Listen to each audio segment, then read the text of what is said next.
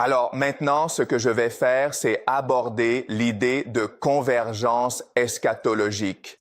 Parce qu'une fois que nous connaissons les différentes eschatologies et que nous savons comment elles convergent, nous pouvons réellement faire certaines prédictions sur la façon dont cette guerre va évoluer.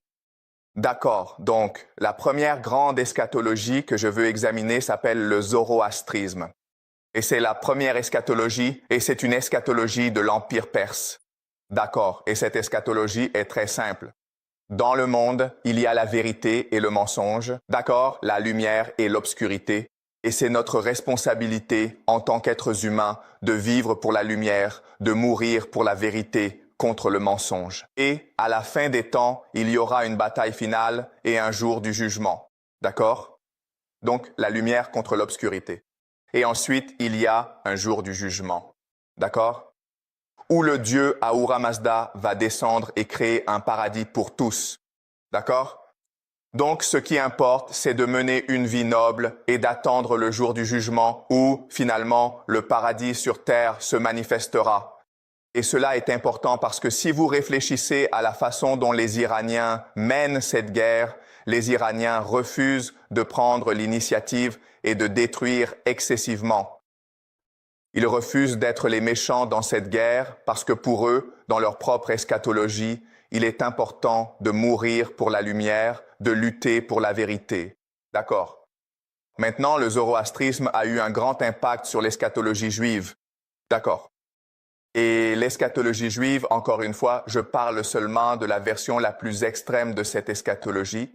D'accord? Et dans cette eschatologie, l'idée est que les Juifs ont désobéi à Dieu. D'accord? Désobéissance. Et pour réparer le monde, pour se sauver eux-mêmes, pour créer le paradis sur terre, ils doivent s'engager dans la rédemption. D'accord, la rédemption. Et la rédemption est en réalité une forme d'alchimie spirituelle. Pour s'améliorer en tant que personne, pour être bon envers soi-même, être bon envers les autres, aimer son prochain comme soi-même. D'accord, c'est l'idée, grand public. Mais dans sa version la plus extrême, la rédemption signifie simplement représenter le plan de Dieu pour forcer le retour du Messie, d'accord?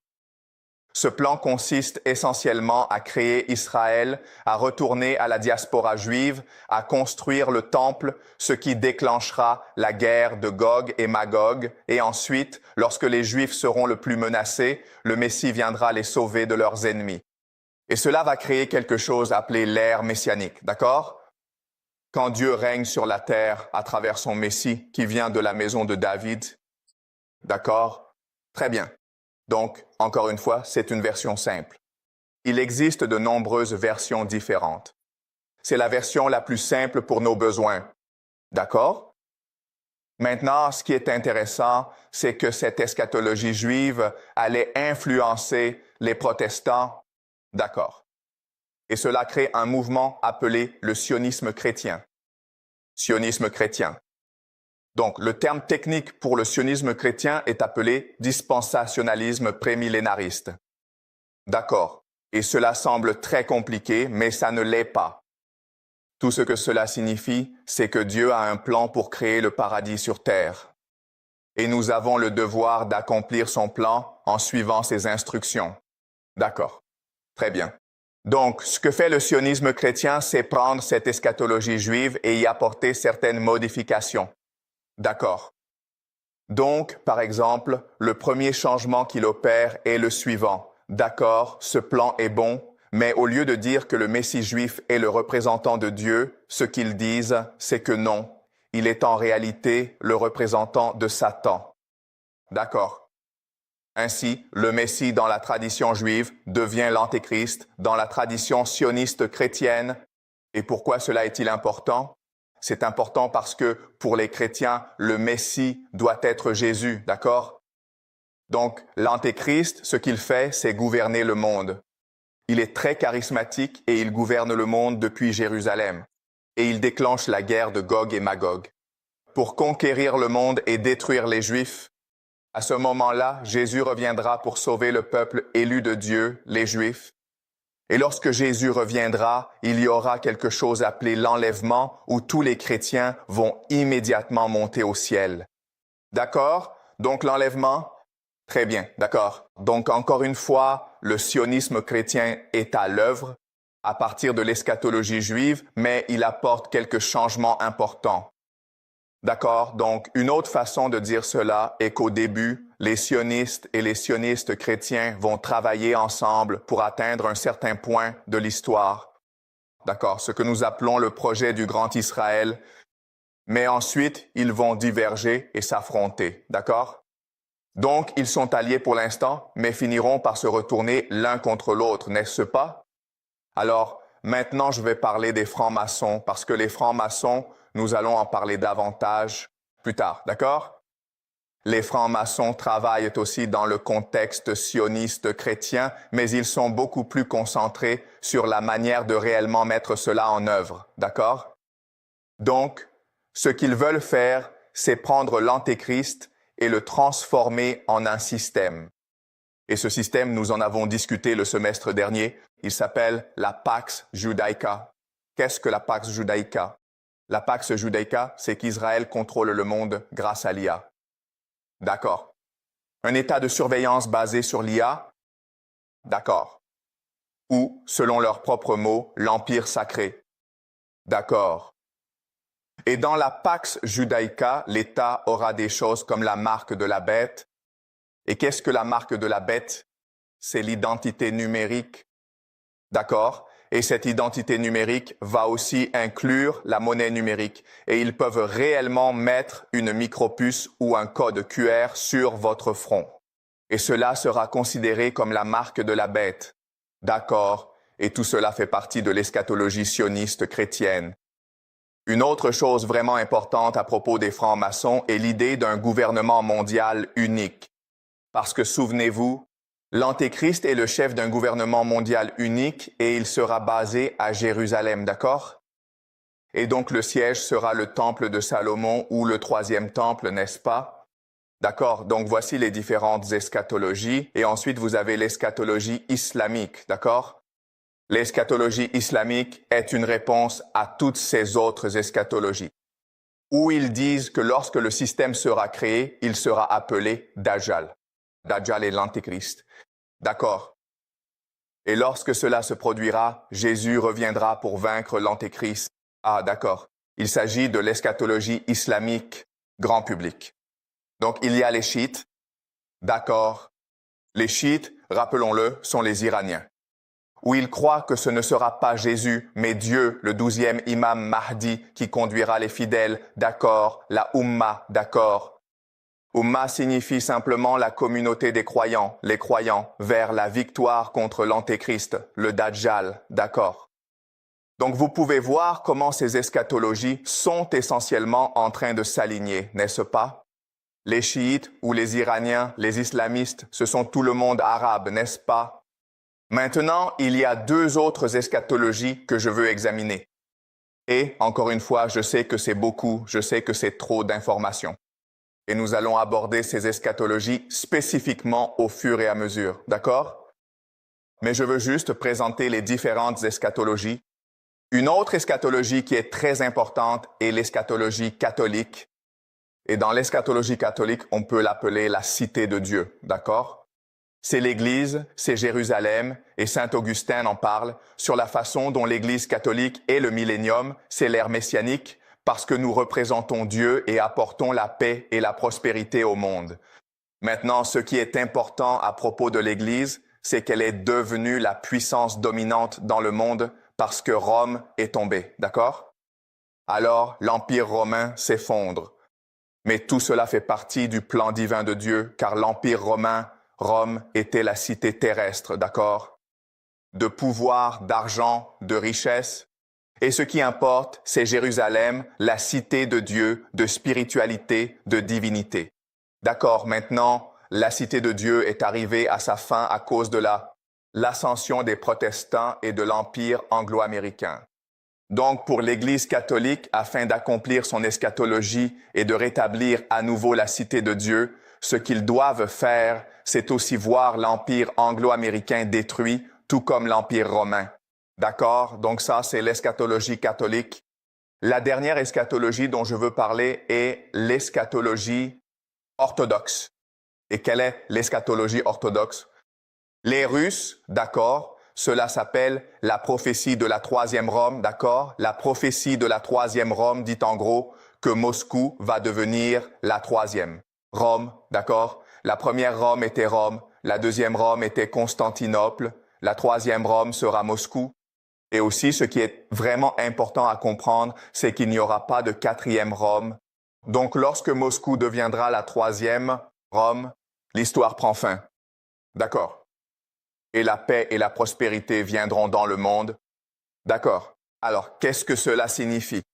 Cela signifie que la Russie va unir le monde orthodoxe. D'accord. Donc maintenant, le monde orthodoxe est divisé entre l'orthodoxie orientale et l'orthodoxie grecque. D'accord.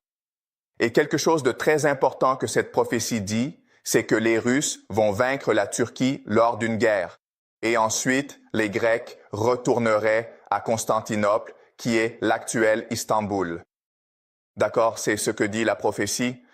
Et alors, vous regardez toutes ces différentes eschatologies. D'accord. Et encore une fois, les amis, c'est la majorité du monde, n'est-ce pas?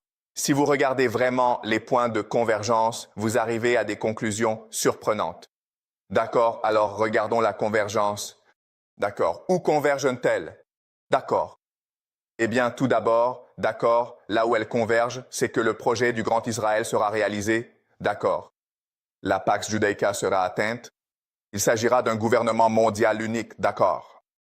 Gouvernement mondial unique. C'est une grande convergence.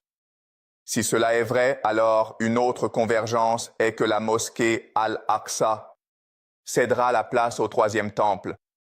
Toutes ces eschatologies disent cela ou sont indifférentes à le dire. D'accord, elles n'y sont pas opposées. D'accord, c'est pourquoi je prévois que la mosquée Al-Aqsa sera détruite parce qu'ils ont besoin de construire un troisième temple. Un autre point sur lequel elles convergent est la montée de l'antisémitisme. Pourquoi? Parce que cela va forcer la diaspora juive, à retourner en Israël. C'est très important pour cette eschatologie. D'accord, très bien. Un autre point de convergence important est la guerre de Gog et Magog.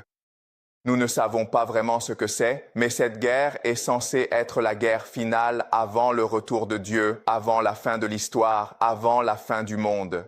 D'accord. Ce qu'est cette guerre, nous ne le savons pas encore. Mais une autre façon de dire cela est que cette guerre en Iran va mener à la guerre de Gog et Magog à un certain moment. D'accord. Ce qu'est cette guerre, nous en discuterons à un autre moment. Une autre chose qui est très importante, c'est que les États-Unis et la Chine ne font pas partie de cette eschatologie. D'accord. C'est là-dessus que tout le monde est d'accord.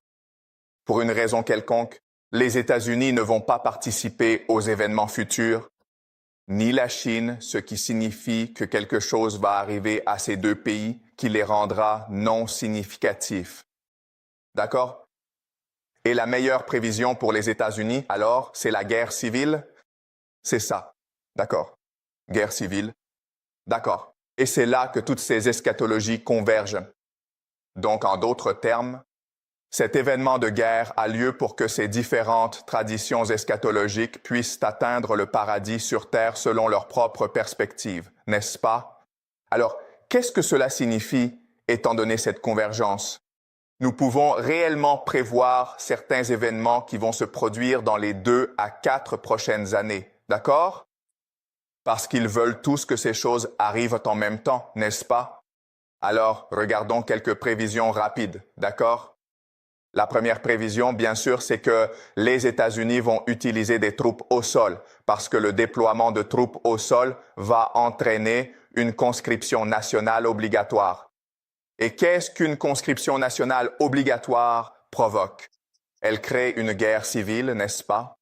Beaucoup de jeunes vont refuser de se battre dans cette guerre. Et cela va provoquer des manifestations, donc l'Amérique n'aura pas d'autre choix que d'envoyer la garde nationale et cela va créer la recette pour beaucoup de conflits civils en Amérique. D'accord. Une autre chose qui va se passer, c'est que parce que vous utilisez des troupes au sol, vous allez perdre la guerre. Et alors le CENTCOM, qui est l'armée américaine au Moyen-Orient, va ensuite se transférer en Israël. D'accord. Que se passe-t-il dans cette guerre? C'est que les économies du CCG sont en train d'être détruites et cela fait partie du plan, d'accord? Parce que pour qu'Israël réalise le projet du Grand Israël, il doit absorber le CCG ainsi que des parties de la Turquie et de l'Égypte, d'accord? Donc, cela dit, le CCG est essentiellement fini. L'intention est de faire s'effondrer leurs économies et de les rendre irrélevantes. N'est-ce pas? La troisième chose à laquelle on peut s'attendre, c'est que la Turquie va entrer dans cette guerre et que l'Arabie saoudite, en fait, va aussi y entrer parce que l'on veut utiliser cette guerre pour affaiblir au maximum l'opposition à ces visions eschatologiques, autant que possible. D'accord, donc la Turquie et l'Arabie saoudite vont entrer dans cette guerre et elles vont énormément souffrir à cause de leur participation. N'est-ce pas? Encore une fois, la mosquée Al-Aqsa sera détruite. D'accord. Et ensuite, il y a l'ascension de la Perse.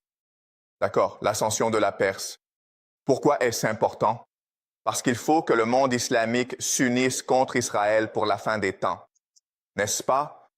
Alors, cela ne te dérange pas si, en fait, l'Iran gagne cette guerre parce qu'en la gagnant, l'Iran va activer son identité perse. Et cela est important pour l'eschatologie, car dans la guerre de Gog et Magog, des gens interprètent Gog et Magog comme ceux qui vont marcher contre Israël. Ils interprètent Gog comme étant la Perse et la Russie. D'accord, d'accord. Ensemble, ils vont marcher contre la Pax Judaïca. Numéro 6, c'est qu'en Israël, tu vas atteindre la Pax Judaïca et le projet du Grand Israël. D'accord. Alors, le projet du Grand Israël et la Pax Judaïca, ce n'est pas la même chose, les amis. Le Grand Israël, c'est essentiellement le territoire que les Israélites croyaient que Dieu avait promis à leur ancêtre Abraham. La Pax Judaïca, c'est un gouvernement mondial unique, d'accord? Basé sur la surveillance par IA et la marque de la bête. Alors, ce qui va se passer, c'est qu'Israël va utiliser cette guerre pour étendre son territoire. Et ensuite, ce qui va se passer, c'est que le capital, la technologie, vont alors commencer à affluer vers Israël pour créer la grande Pax Judaïca. Alors, pensez à des entreprises comme Nvidia, Oracle, Microsoft, Google. Eh bien, elles vont probablement se transférer en Israël parce que c'est là que le pouvoir va résider. D'accord, donc la Pax Judaïca. Ensuite, la Russie va gagner une guerre en Ukraine. D'accord. Et ensuite, ramener les Grecs à Constantinople. En gros, une autre façon de dire cela, c'est qu'il est possible que les Grecs entrent en guerre contre la Turquie, puis la Russie. Soutiens les Grecs et ramène les Grecs à Istanbul. D'accord, mais alors tu te dis, attends une minute, la Turquie est un membre de l'OTAN. Eh bien, on peut aussi s'attendre à la destruction de l'Europe. D'accord, la fin de l'OTAN, en gros. Donc cette guerre en Ukraine n'est pas seulement une question de la Russie protégeant ses frontières. Cette guerre en Ukraine vise aussi à réaliser l'eschatologie orthodoxe, à détruire l'Europe, à détruire l'OTAN, afin que la Russie puisse accomplir la prophétie de la troisième Rome. Cela signifie la destruction de l'Europe. Donc, je vais discuter de la guerre Russie-Ukraine plus tard, au fur et à mesure que nous avançons. Mais ce que j'essaie de vous montrer, c'est qu'en analysant simplement les eschatologies les plus extrêmes de différentes traditions religieuses, vous pouvez alors, à partir de cette analyse, identifier des points sur lesquels elles s'accordent. Et à partir de ces points, vous pouvez alors découvrir comment elles vont influencer la géopolitique actuelle afin de faire certaines prévisions sur la façon dont la guerre va évoluer, sur la façon dont le monde va se transformer dans les 2 à 4 prochaines années. D'accord? Alors, cela s'appelle la loi de la convergence eschatologique. Elle nous donne une vision extraordinaire de pourquoi les choses se passent comme elles se passent. D'accord. Parce que, encore une fois, je ne cesse de le répéter, mais purement d'un point de vue géopolitique, purement d'une perspective de réalpolitique, cette guerre en Iran n'a aucun sens. Mais si vous regardez d'un point de vue eschatologique, alors cela a parfaitement du sens. D'accord, des questions? Oui. Mais je pense que si nous regardons la guerre entre l'Amérique et l'Iran, je crois que Trump essaie de détruire l'Iran de la même manière qu'il a détruit le Venezuela. Mais il a échoué, ce qui a poussé l'Iran à riposter. Donc, je pense que cela pourrait aussi s'expliquer d'un point de vue politique, mais pas religieux. D'accord, c'est vrai. C'est un excellent point. Écoutez, il y a une explication qui est que Trump est tout simplement stupide. Il est arrogant. Ils ont eu beaucoup de succès au Venezuela. Ils vont en Iran et pensent que c'est la même chose. Et maintenant, ils sont en train de perdre. D'accord. Et pourquoi sont-ils en train de perdre? Ils sont simplement en train de paniquer. D'accord. D'accord. C'est vrai. Et si cette explication est vraie, alors, que va-t-il se passer? Ce à quoi on peut s'attendre, c'est que Trump déclare la victoire et rentre chez lui. D'accord? C'est ce à quoi on peut s'attendre. Et si les États-Unis rentrent chez eux, alors tu as raison. D'accord, donc on peut s'y attendre, mais désolé. La question est, que va-t-il se passer dans les prochains mois?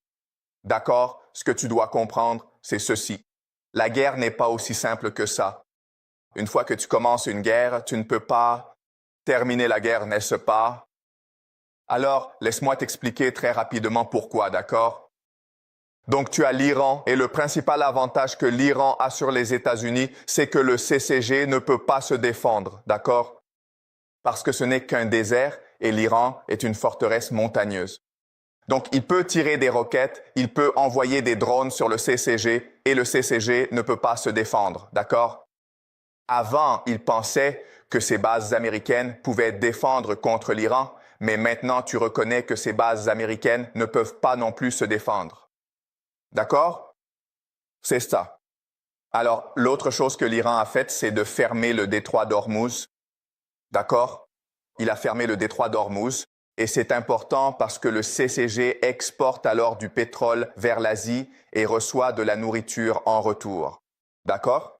Alors, le CCG a essentiellement besoin du détroit juste pour survivre. D'accord.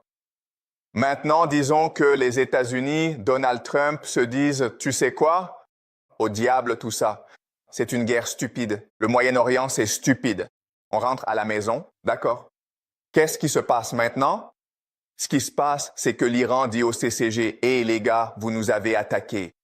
Vous avez détruit notre infrastructure. Vous avez détruit notre économie. Vous devez payer une compensation. D'accord, c'est ça. Aussi, et les gars, maintenant, nous contrôlons le détroit d'Ormuz. Donc, si vous voulez utiliser le détroit, vous devez nous payer un péage. Vous devez nous payer une taxe, d'accord? Alors, tout cet argent du CCG, qui auparavant allait aux États-Unis pour alimenter l'économie américaine. Maintenant, où va-t-il? Il va en Iran, n'est-ce pas? C'est beaucoup d'argent, mec. Nous parlons de milliers et de milliers de milliards de dollars. Et qu'est-ce que l'Iran va faire avec cet argent? Il va utiliser cet argent pour réparer son économie.